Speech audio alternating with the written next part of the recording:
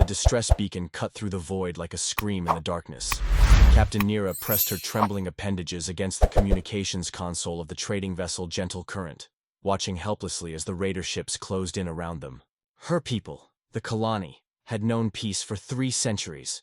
Their crystalline forms were built for harmony, not war. "Captain, they're charging weapons," her navigator Boom whispered, his translucent blue skin flickering with fear patterns. The peaceful traders had no shields, no weapons, nothing but their cargo of rare minerals, and a desperate hope for rescue. The lead raider ship, a brutal wedge of scarred metal, opened communications. The voice that emerged was harsh and guttural, speaking the common galactic tongue with obvious disdain. "Surrender your cargo, Crystal Singers, and we might let you live." Nira's second heart began beating rapidly, a Kalani stress response her species couldn't control. They were 3 days from the nearest inhabited system, too far for any civilized rescue. Her people would become slaves or worse, sold to the flesh markets of the Outer Rim. But then Boom's eyes widened as he monitored the long-range sensors. "Captain, I'm detecting an automated beacon. It's old, very old. Pre-contact technology." "From where?" Nira asked, grasping at any hope. "A small system, 4 planets. The third one shows massive energy signatures. The beacon identifies them as—" Boom paused, his skin flashing pale yellow with shock. "As humans, from something called Earth." Nira had heard whispers of humans in the deepest corners of space stations, stories told in hushed tones about the species from the Death World. They were supposedly the most dangerous creatures in known space, evolved from predators so vicious that they'd conquered their own planet's apex ecosystem. No one had ever made contact and returned to tell the tale. The raiders fired a warning shot that shook the Gentle Current, and Nira made a choice that would change galactic history. With shaking appendages, she opened an emergency channel to the mysterious beacon. "This is Captain Nira of the Kalani trading vessel Gentle Current," she broadcast into space. "We are under attack by raiders and request immediate assistance. We know you don't know us, but please. We have families, children aboard. We're peaceful people who mean no harm." The raiders were beginning their boarding procedures when something impossible happened. The beacon responded. "Message received. Gentle Current, this is Earth Defense Command.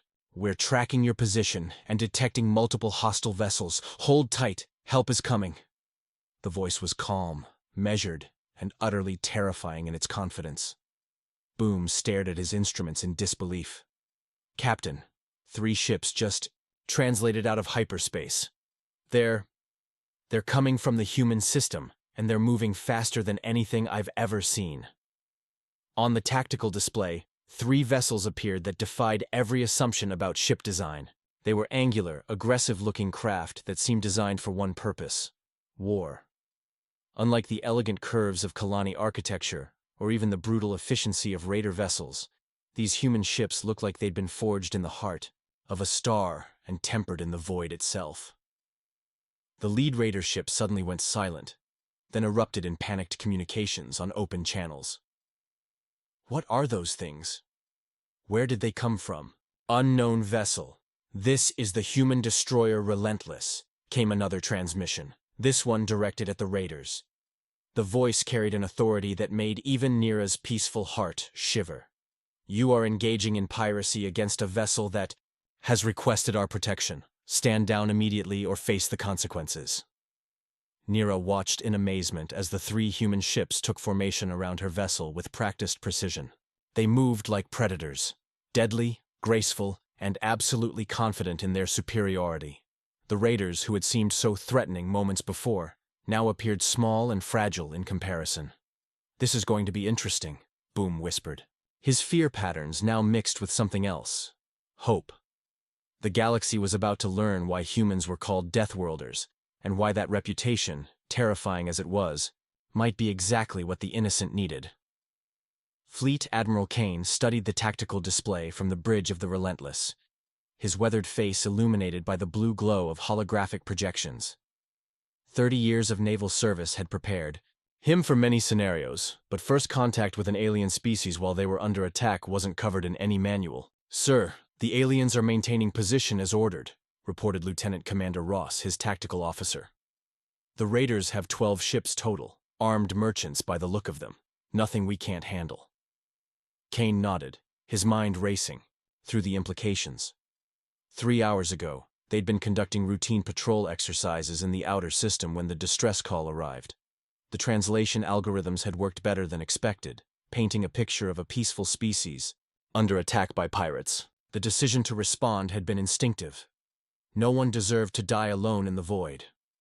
"What do we know about these Kalani?" Kane asked his intelligence officer.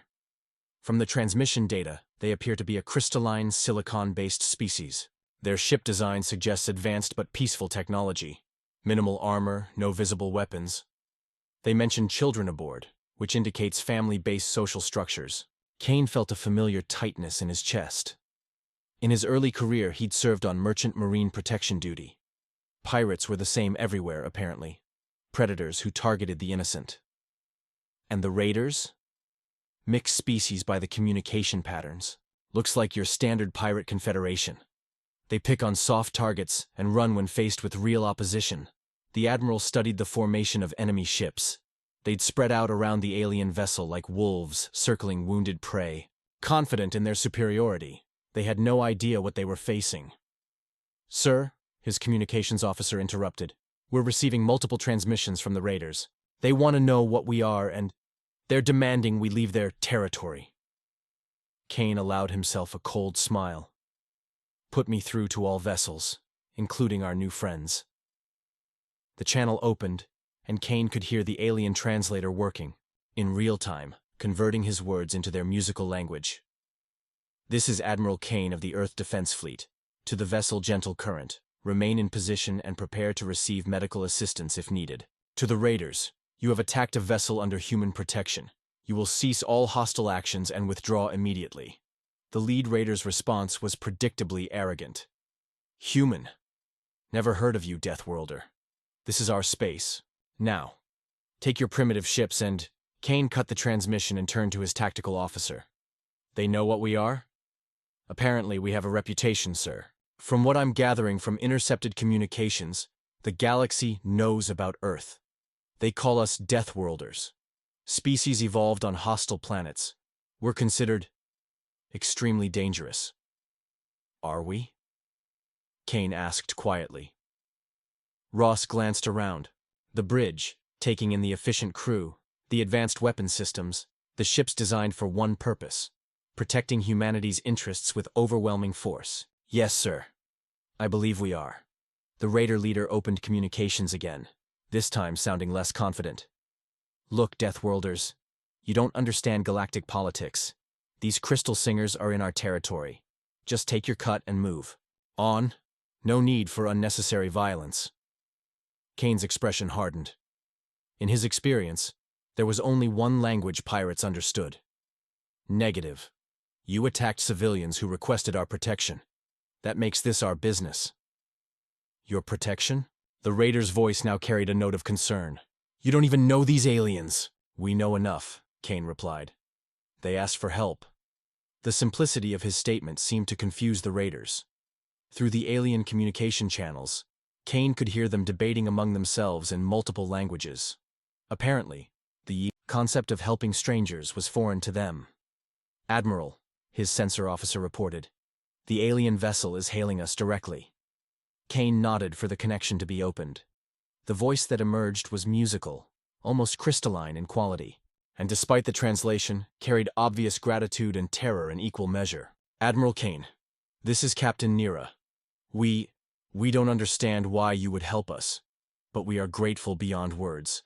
Please, don't risk your people for us." Kane felt something shift in his chest, the same protective instinct that had driven him to serve his entire adult life.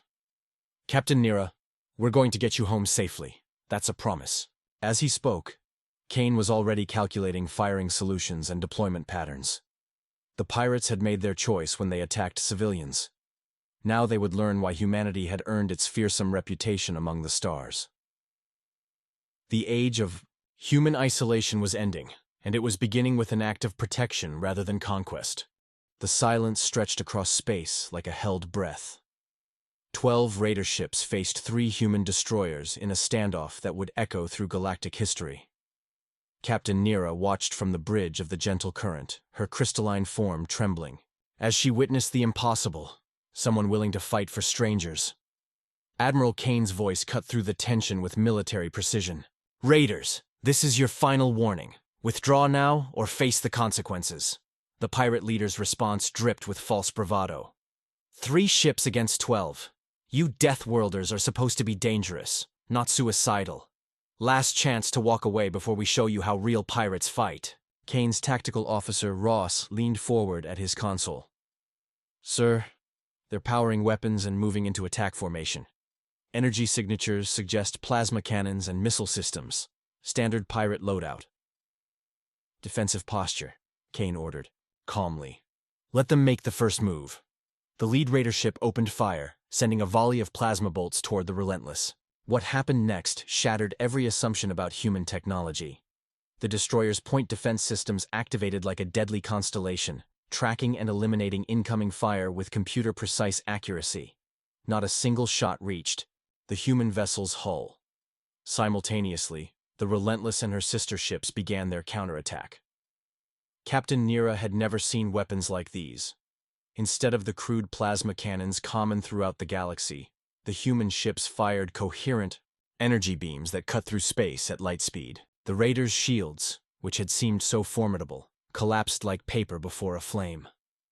"Impossible," whispered Boom, Nira's navigator, as they watched 3 raider ships disabled in the first exchange. "Their accuracy rate is perfect. How are they targeting so precisely?"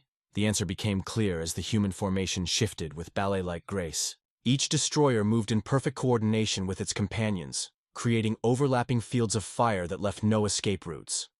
This wasn't random violence, it was surgical precision applied to warfare. All raider vessels, cease fire and prepare to be boarded. Kane's voice remained unnaturally calm despite the chaos erupting around them. "You are outmatched and outgunned. Surrender now, and you will be treated according to galactic law." The pirate leader's response was a desperate charge directly at the gentle current, apparently hoping to use the Kalani ship as a shield. It was a fatal mistake. The human destroyer. Vindication interposed itself between the raider and the alien vessel with impossible speed. Point defense systems reached out like deadly fingers, systematically destroying the pirate ship's weapons, engines, and life support with surgical strikes that left the crew compartments intact. "Medical bay to bridge," came a voice over the human communication system. "Standing by for prisoner processing and humanitarian aid." Nira realized with shock that the humans were planning to take prisoners alive and treat them according to law. Even in the heat of battle, they followed rules of engagement that prioritized preservation of life. The remaining raiders, seeing their leader's ship drifting helpless, finally understood what they were facing. These weren't just dangerous predators. They were disciplined, organized, and utterly professional warriors who treated warfare as a science. "We surrender. We surrender." The panicked calls came from 8 ships simultaneously. Kane's response was immediate. "All raider vessels, power down weapons and prepare for boarding. Any attempt to restart hostilities will be met with immediate destruction. You attacked civilians. That puts you in violation of every civilized law in this galaxy." As the human ships moved to secure the pirates, Ross turned to his admiral. "Sir, total engagement time was 4 minutes and 37 seconds. 0 casualties on our side. Minimal casualties among the raiders. The aliens are safe." Kane nodded, but his attention was already shifting to the next challenge. "Open a channel to the gentle current. Time to properly introduce ourselves." Captain Nira watched in amazement as the human ships established a protective formation around her vessel. The deadly predators who had just dismantled 12 pirate ships with casual efficiency were now moving with gentle precision, clearly preparing to offer aid rather than conquest. "Captain Nira," Admiral Kane's voice carried warmth that seemed impossible from someone who had just demonstrated such devastating military capability. "Are you and your crew injured? Do you require medical assistance?" The question hit Nira like a revelation. The galaxy's most feared species, the Deathworlders who supposedly conquered through violence, were asking if she needed help. As she prepared to respond, She realized that everything the galaxy thought it knew about humans might be catastrophically wrong. The raiders had learned the truth. Humans weren't dangerous because they were savage. They were dangerous because they were competent, disciplined, and absolutely committed to protecting those who couldn't protect themselves. The airlock sealed with a soft hiss as Admiral Kane stepped aboard the Gentle Current, followed by his medical team and chief engineer. The Kalani ship's corridors were works of art. Crystalline surfaces that caught and refracted light in patterns that seemed to breathe with organic life. Everything was curved, flowing, designed by beings who saw beauty in function. Captain Nira waited in the main corridor, her translucent blue form flickering with patterns Kane was beginning to recognize as extreme nervousness. Behind her, a dozen crew members pressed against the walls, their crystalline features wide with terror. "Captain Nira," Kane said, removing his helmet and offering what he hoped was a reassuring smile. "Permission to come aboard and render assistance?" The Kalani captain's 4 eyes darted between Kane's face and the armed humans behind him. Her voice, when it came through the translator, was barely above a whisper. You're really here to help us?" "That's why we came," Kane replied simply. Behind him, Dr. Miller was already scanning the corridor with medical sensors, while Engineer Torres examined the ship's systems through a portable interface. "Admiral," Dr. Miller reported, "I'm detecting elevated stress hormones in all the Kalani crew, but no immediate medical emergencies. However, their physiology is fascinating. They appear to be silicon-based with integrated photosynthetic elements." Nira's skin flashed bright yellow, a pattern Kane was learning indicated surprise. "You can read our biology? But we've never met humans before. Our medical scanners are designed to analyze unknown life forms," Miller explained, her voice gentle. "We've had to develop adaptive technologies for exploring new worlds. May I examine some of your crew? I want to make sure no one was injured during the attack." The request seemed to terrify the Kalani further. One of them, a smaller individual with intricate patterns along his arms, whispered something that the translator rendered as, "Are they going to dissect us?" Kane felt a stab of sadness. "We're not here to hurt anyone. Our doctor wants to help, not harm." He turned to Miller. "Doc, can you explain your medical protocols?" Dr. Miller stepped forward, her movements deliberately slow and non-threatening. "In human medicine, we have something called the Hippocratic Oath. First, do no harm. Everything we do is designed to heal and preserve life. I'd like to run some scans to make sure everyone is healthy, but only with your permission." Boom. Nira's navigator stepped closer despite his obvious fear. "Why would you have protocols for protecting people you've never met?" The question caught Kane off guard with its innocence. "Because that's what civilized beings do. We protect those who need protection." Engineer Torres looked up from her diagnostic panel. "Admiral, their ship took some structural damage from the raiders' warning shots. Nothing critical, but I'd like to reinforce a few bulkheads before they jump back to hyperspace. With permission, of course." Nira's skin patterns shifted through, a spectrum Kane didn't recognize. "You want to repair our ship? For free?" "You asked for help," Kane said. "This is what help looks like."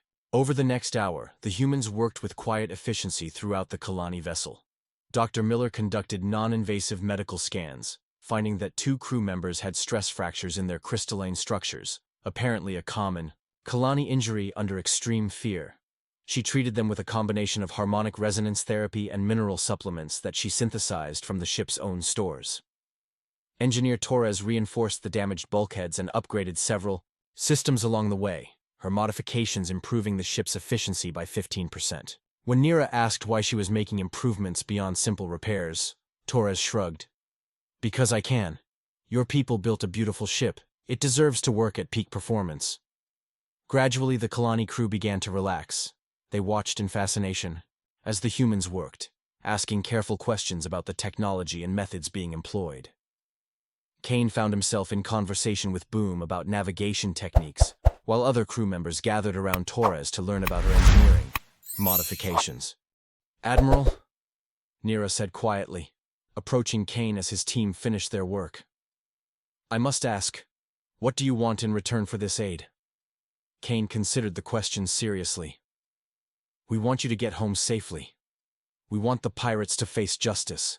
Beyond that, he gestured to his crew working alongside the Kalani. We want to learn about your people, your culture, your technology. We want to be friends if that's possible. Nira's skin flashed through patterns that Kane suspected indicated deep emotion. Friends? The galaxy told us that Deathworlders were monsters who conquered and destroyed everything they touched. Maybe the galaxy got it wrong, Kane suggested. Or maybe they only heard part of the story. As the human team prepared to return to their ship, the smallest Kalani crew member, the one who had feared dissection, approached Kane hesitantly. Through the translator, his young voice carried a question that would reshape galactic politics. Admiral Kane, are all humans like you? Kane knelt to the young alien's level. We try to be. We're not perfect, but we try to help when we can. The Yoit answer seemed to satisfy the young Kalani, who reached out and touched Kane's hand with one crystalline finger. The contact was brief, but Kane felt something pass between them.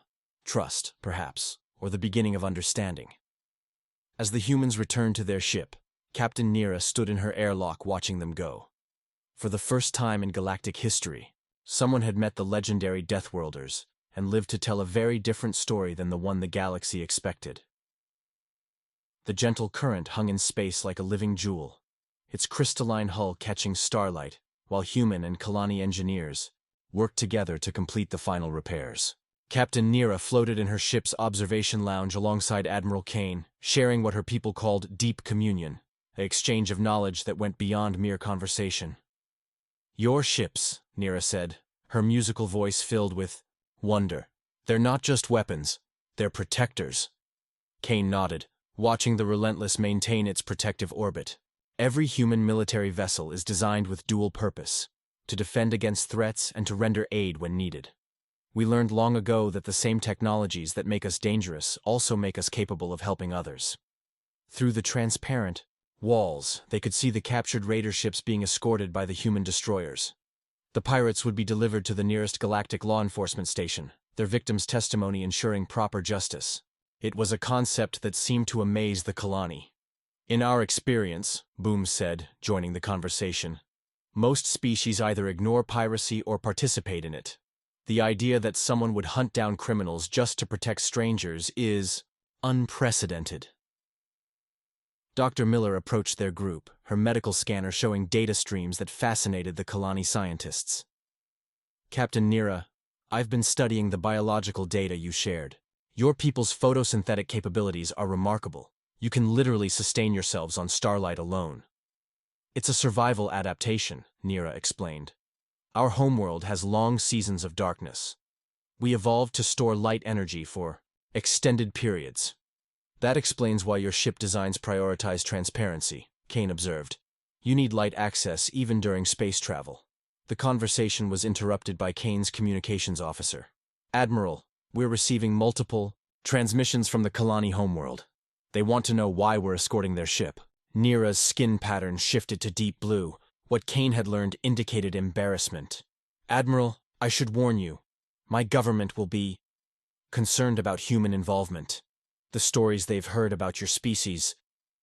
What kind of stories? Kane asked, though he suspected he already knew. Boom's crystalline features darkened. That humans are apex predators who conquered their homeworld through violence. That you destroy ecosystems, wage constant wars, and view other species as either threats to eliminate or resources to exploit. Kane exchanged glances with Dr. Miller. Some of that isn't entirely wrong, he admitted. We did have to fight to survive on Earth. We've made mistakes, fought wars, damaged our environment. But we learned from those mistakes. What did you learn? Nira asked. That survival isn't about being the strongest predator, Kane said quietly. It's about cooperation, adaptation, and protecting those who need protection. We nearly destroyed ourselves before we figured that out. Dr. Miller pulled up a holographic display showing Earth's history. We call it the Great Learning. About 2 centuries ago, we had a choice. Destroy ourselves through competition and conflict, or evolve into something better. We chose evolution. The images showed humanity's transformation from a war-torn species to the unified civilization that now protected trade routes and explored the galaxy. The Kalani watched in fascination as the data revealed humanity's true nature. Not conquerors, but gardeners on a cosmic scale. That's why you helped us, Nira realized. Not because you wanted something from us, but because it's who you've become. It's who we've always been underneath, Kane corrected. The predator instincts are still there. You saw that when we engaged the raiders. But we've learned to channel those instincts toward protection rather than destruction. Over the following hours, the cultural exchange deepened. The Kalani shared their art, their music, their philosophy of harmony with natural systems. The humans reciprocated with their own cultural achievements, their literature, their scientific discoveries, their hard-won wisdom about building sustainable civilizations. Engineer Torres made a breakthrough that excited both species. Captain Nira, your ship's harmonic resonance systems could revolutionize our shield technology, and our power distribution networks could triple your propulsion efficiency. Technological exchange? Nira asked. But what would humans want in return? To learn, Kane said simply. To understand how your people achieve such perfect harmony with their environment. We've spent centuries trying to heal the damage we did to Earth. Your knowledge could help us do better. The concept seemed to stun the Kalani. Boom turned to his captain with wonder in his voice. They want to learn from us. The most dangerous species in the galaxy wants to learn about harmony and healing. As the gentle current prepared to jump to hyperspace under human escort, Nira made a decision that would change everything. She opened a channel to her homeworld, knowing that her words would be heard by the galactic community. This is Captain Nira of the trading vessel Gentle Current. I am transmitting under escort by the human fleet that rescued us from pirates. To all species listening, everything we thought we knew about humans is wrong. They are not monsters. They are not conquerors. They are protectors, healers, and teachers. They saved us not for profit or conquest, but because we asked for help. The transmission would reach 100 worlds within days, carrying a message that would reshape galactic civilization. The Deathworlders were coming, but they came as friends. The Kalani homeworld of harmony appeared on the view screen like a living crystal, its surface covered in cities that grew rather than being built, their spires reaching toward space like the limbs of vast trees.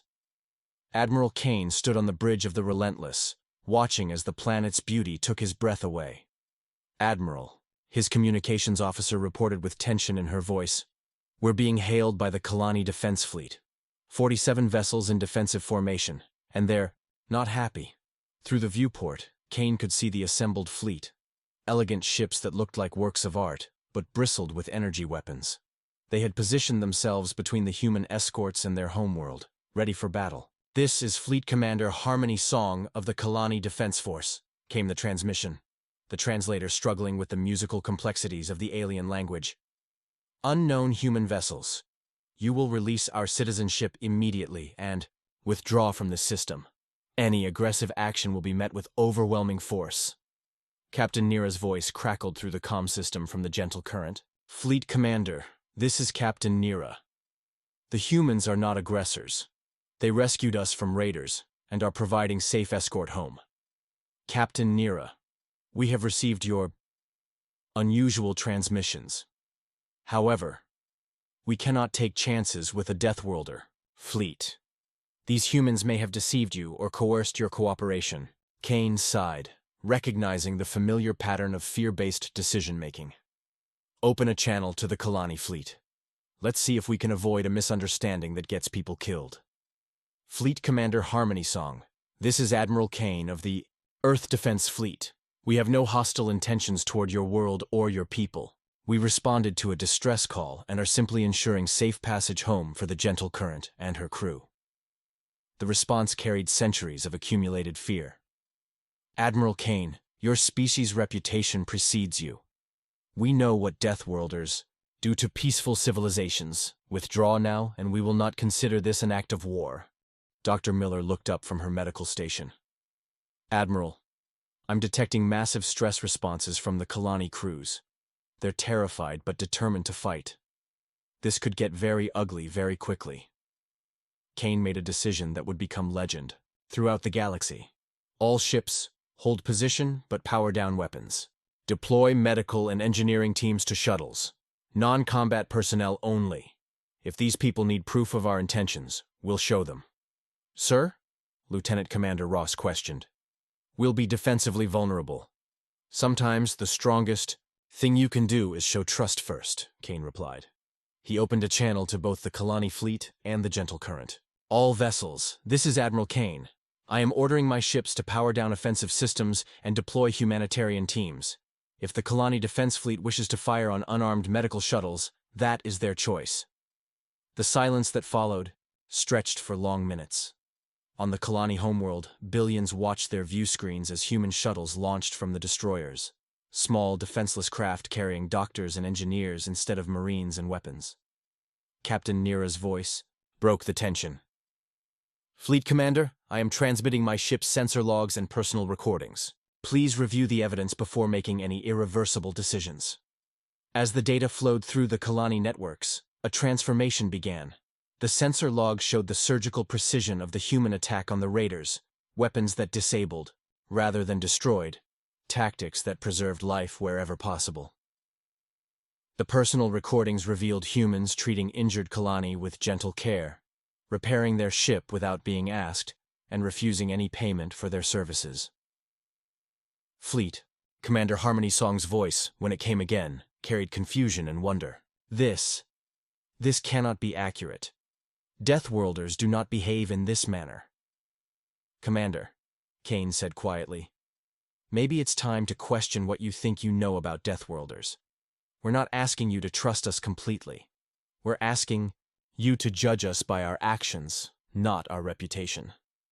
On the surface of Harmony, the planetary government was in emergency session. The evidence was overwhelming. These humans had risked their lives to save strangers, had treated their enemies with mercy, and were now voluntarily making themselves vulnerable to prove their peaceful intentions. The breakthrough came from an unexpected source. The young Kalani from the Gentle Current, the one who had feared dissection, sent a planet-wide transmission of his own. The human Admiral Kane knelt down to talk to me. A Deathworlder, the scariest species in the galaxy, knelt down to make a scared child feel safe. That's who they really are. Fleet Commander Harmony Song made a decision that would echo through history. All vessels, stand down from combat alert. Human fleet, you are welcome to our system. Please forgive our initial reception. Nothing to forgive, Commander, Kane replied. You protected your people. We respect that. As the combined fleet approached Harmony, news of the unprecedented encounter spread across the galaxy at light speed. The most feared species in known space had not only saved alien civilians, but had voluntarily disarmed themselves to prove their peaceful intentions. The age of humanity's isolation was ending not with conquest, but with an act of trust that would reshape galactic civilization forever. 6 months after the rescue of the Gentle Current, the galaxy had transformed. Admiral Kane stood on the observation deck of the new human diplomatic station orbiting the neutral world of Haven, watching ships from dozens of species arrive for the first Galactic Protection Accord signing ceremony. The changes had been remarkable and swift. Within weeks of Captain Nira's testimony, other species had begun reaching out to humanity. The first had been the Kalani, offering technological exchanges and requesting human protection for their trade routes. Others followed. The scholarly archives seeking human assistance against raiders, the industrial builders requesting escorts for their massive construction ships, even former pirate groups surrendering themselves to human justice rather than face their former victims. Admiral, Dr. Miller approached with a datapad showing the latest reports. The protection request queue is now at over 400 active missions. Every human ship in the fleet is deployed, and we're still getting more calls than we can handle. Kane smiled, reading through the requests. Mining colonies asking for patrol ships, agricultural worlds requesting aid against predatory species, research expeditions seeking escort through dangerous space. The galaxy had discovered something it hadn't known it needed.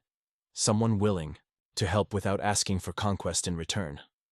The Kalani technological exchange has been revolutionary, Dr. Miller continued. Their harmonic resonance healing is saving lives across human space, and our adaptive medical techniques are helping their colonies survive in hostile environments. Through the viewport, Kane could see the Harmony's voice, Captain Nira's new command vessel, a hybrid design combining Kalani elegance with human protective systems. She had become the galaxy's first ambassador to humanity, traveling between worlds to spread the truth about Deathworlders. Admiral Kane, came a transmission. From the surface of Haven, this is Secretary General Torres of the Galactic Council. The Protection Accord has been signed by 87 species. Humanity is officially recognized as the galaxy's primary peacekeeping force. Kane accepted the honor with mixed feelings. It was a tremendous responsibility, but one that felt natural to his species. Humans had always been protectors at heart. They had just needed to learn how to channel that instinct properly. The celebration was interrupted by an urgent transmission from the Outer Rim. Mayday! Mayday! This is the research vessel Scientific Truth under attack by unknown raiders. We are a peaceful scientific expedition with families aboard, including children. Please, anyone who can hear this, we need help. Kane was already moving toward the bridge before the transmission ended. All ships, this is Admiral Kane. We have a civilian vessel under attack in Sector 47. Who's closest? This is Captain Rivera aboard the Defender, came the immediate response. We can be there in 40 minutes. This is Captain Martinez on the A. Guardian, came another voice. 35 minutes from our position. As the human response fleet coordinated their rescue mission, the raiders attacking the Scientific Truth made a fatal mistake. Their leader, desperate to intimidate the research ship into surrender, opened an emergency channel and broadcast his demands on all frequencies. Surrender your cargo and passengers now, or we'll start spacing your children. The response came, not from the victims, but from the cosmos itself, as ship after ship throughout the sector picked up the transmission and relayed it through the Galactic Communication Network. This is the cargo freighter Lucky Star. Human fleet, we have your target on sensors. Research Station Aurora confirming raider position. Transmitting coordinates to human command. Mining Consortium Epsilon 7 providing real-time tactical data to incoming human ships. The raiders, who had moments before felt confident in their isolation, suddenly found themselves surrounded by a galaxy-wide network of eyes and ears, all focused on their position. Every merchant, every mining operation, every peaceful settlement in 3 sectors was tracking their movements and feeding information to the approaching human fleet. What's happening? The raider leader's voice cracked with panic as his sensors lit up with dozens of ships moving to intercept. Where are they all coming from? Captain Rivera's voice cut through space with the cold authority that had become humanity's signature. This is the human destroyer Defender. You have threatened children under our protection. Surrender now, or face the consequences. The lead raider, perhaps remembering the stories that had spread throughout criminal networks, tried one last desperate gambit. You don't understand, Deathworlders. We have hostages. If you attack, innocent people will die. Then don't make us attack, Rivera replied calmly. Power down your weapons, release the hostages, and prepare to be boarded. You have 60 seconds to comply.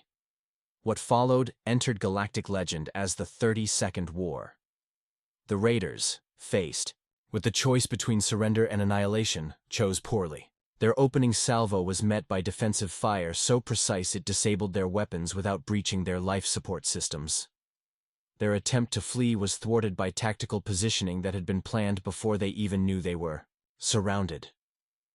In less than half a minute, 8 raider ships were disabled and drifting, their crews alive but completely helpless. The Scientific Truth was rescued without a single casualty. Back on Haven Station, Admiral Kane watched the rescue operation's conclusion with quiet satisfaction.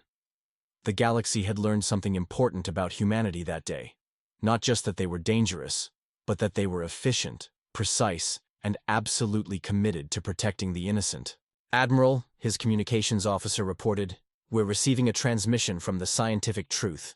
They're asking if humans would be willing to escort their research missions permanently. They say they'll pay any price for that kind of protection. Kane shook his head. Tell them the same thing we tell everyone. We don't do this for money. We do it because it's right. As the news of the rescue spread, something unprecedented happened throughout the galaxy. Species that had never cooperated began working together to support human protection efforts. The colony provided advanced sensors, the archives shared intelligence networks. The builders constructed new ships designed specifically for peacekeeping missions.